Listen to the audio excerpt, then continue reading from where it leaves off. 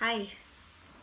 So this week in the prenatal classes that I'm teaching, which are prenatal yoga as well as prenatal education, we're talking about the pelvic floor and the perineum and healing after birth. And maybe you haven't considered what that means.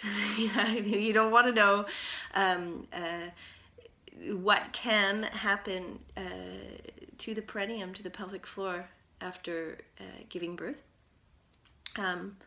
Where to start. So I guess the reason I'm recording this is, one, if you don't make it to the classes for one reason or another, you have this to watch. If you do make it, you have something to refer back to, because I do at some point want to show you some pelvic floor exercises, which some people call kegels, and I want to talk a little bit about whether they are necessarily a good idea for everybody.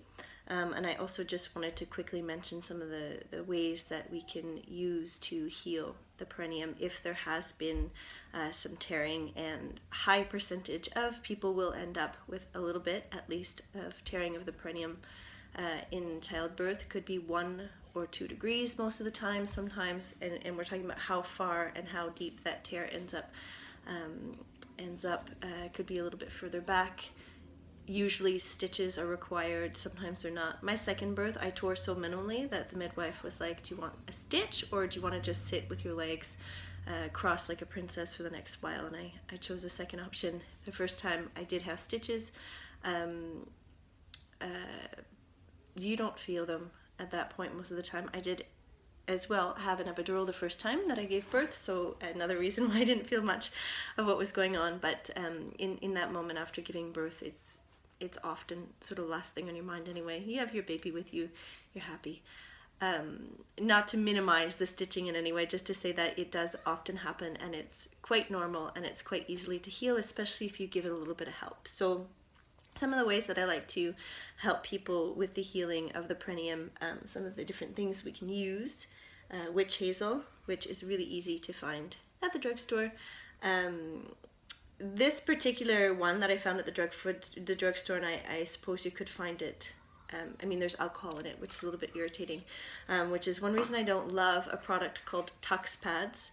But there are other reasons that I really do love a product called Tux Pads. They're really, really super cooling, and really feel great. You put them over your pads, and witch hazel smells amazing, and when I smell it, I'm immediately brought back to the postpartum period, and it's a really specific, for me, it's a super comforting smell, and it's a smell that reminds me of having taken care of myself after having given birth. So there's that, and then something I also really love to use, so I use the witch hazel in a sitz bath, and I also had made little compresses out of the witch hazel to put like Tux Pads, so you can either buy them or you can make your own. Another product that I had that you can buy or make your own are these really wonderful tea bags. And on the 7th of this month of February, tomorrow February, I'm doing a workshop at Café de l'Apache in Montreal, Outremont, Quebec. If you can come, please get in touch. We are making these herb kits. So we're going to make a number of these little sachets that you end up making a tea with, and then you put your tea in your sitz bath. Oh, I should have got that. It's like this plastic thing that you put over top, a little basin that you put over top of your toilet, and you can sit and just marinate in there, and it's a really helpful way to help with the healing. So you have your tea, you can also put your witch hazel in there, some Epsom salts as well. So next week we're making those. If you would like to join us, these are some examples of the herbs that we use. If you can see what's in there, there's all kinds of good stuff. And it's one of those things that if you have quick access to it, just ready to go, you're going to use them. You're probably not going to spend that postpartum period putting together your little tea bags, so I like to make them really accessible. Honey, raw honey is a really nice thing also that can help with the healing. You can put it right on the wound, or you can spread it onto your pad. I should have let you know it was going to get graphic. So the other thing that I wanted to talk about is the actual pelvic floor and the re-strengthening, the reconditioning of the muscles. We talk a lot about kegels, and would say that Kegels probably are not appropriate for everybody, and would say that one really great way, and possibly the only way to know if they're appropriate, is if you go see a pelvic floor physio. And a lot of people end up going in other countries. For example, France, you have your baby, you go see a pelvic floor specialist. She gives you exercises to do to get everything back to mostly the way that it was before having the baby. Some people have big issues with the pelvic floor. Some people have very little. Some people will never notice if they had anything, which means you could end up with some weakness in the pelvic floor, not know about it, and then problems start to creep up even years after the babies come along.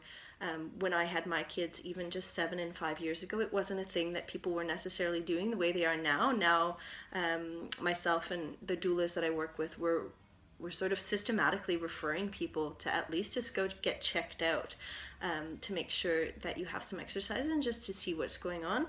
And same thing, a step further now, is that people are going prenatally to go check out, see what's going on with their pelvic floor, to understand the different exercises and where you want to do these pelvic floor, I like to call them pelvic floor lifts, or kegels, if it's appropriate. Some people are hypertonic.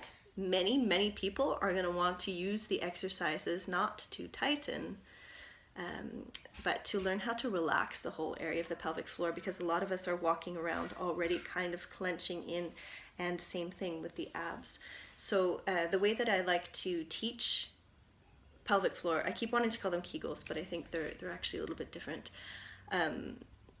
Way that I like to teach them, and it seems counterintuitive and it might be opposite to how you've learned them. I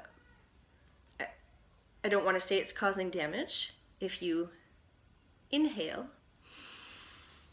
and lift, but I have heard that it might. What I do believe is that if you exhale and lift, and we'll do a better example in a moment, the way it's a much more effective way of what you're trying to get done. Strengthening the pelvic floor, one thing that you also want to keep in mind is that you're not squishing your bum muscles. So you have to check in with that when we do these exercises, you're not clenching the abs or squeezing the bum muscles. A lot of times, I can't know if we're sitting in a group class and we're doing our pelvic floor lifts. I don't know what you're doing.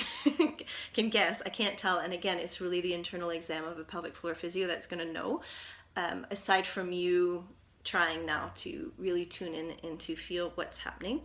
The muscles that we're going to be contracting or lifting are the same muscles you would use if you were to stop your flow of urine, which you may or may not have heard you don't want to make a habit of doing, especially in pregnancy when we're predisposed to urinary tract infection. This is a really good way to get one. So please don't actually stop your pee, but you now probably know what that feels like. So imagining in that area.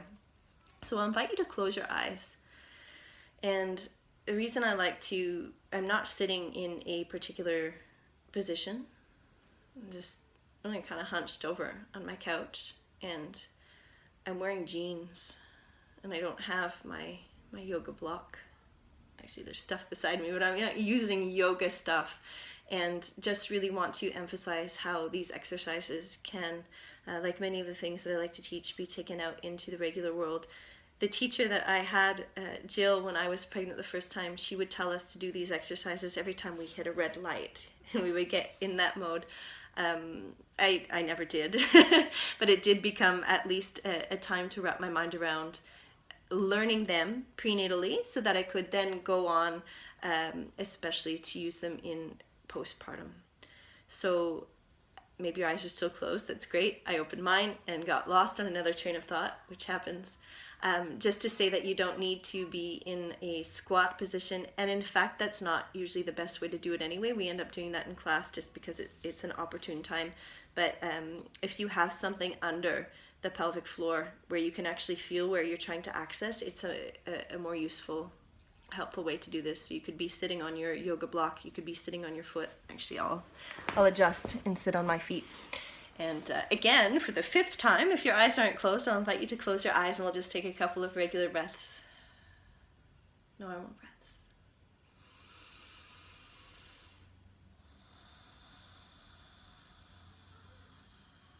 And it might seem intuitive here, as we often do in yoga, to move things up on the inhale and down on the exhale. We're going to do it the opposite way. The way that I said is probably more effective. As you inhale, completely relax the whole area of the pelvic floor. Whole area. And as you exhale, contracting. So what does that mean? Inhale to relax. And exhale, contract. So continue, and like everything, it is a practice. Continue trying to make sense of what's happening here. Always knowing that a big part of this work is the breath, the importance of the breath here. Incorporating the movements, letting the breath move the body, just like we do in yoga.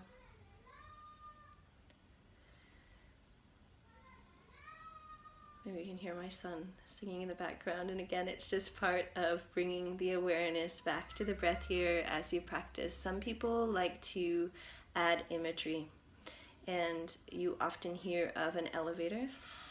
You can imagine lifting that elevator up, and some people like to count, and it's very elusive, especially if you're watching this video postnatally. Maybe you don't even know where your pelvic floor is anymore, and it's fine. It's a practice. So pulling, lifting, any of these words that work for you, contracting. Elevator is helpful for some people. I really personally like the image of a jellyfish. Maybe your eyes are open. If they're not, you can imagine my hand moving up and down like a meduse, like a jellyfish. So you can play with that image a little bit here, remembering again as you inhale to release and relax, and exhale to contract. So I'll leave you with that.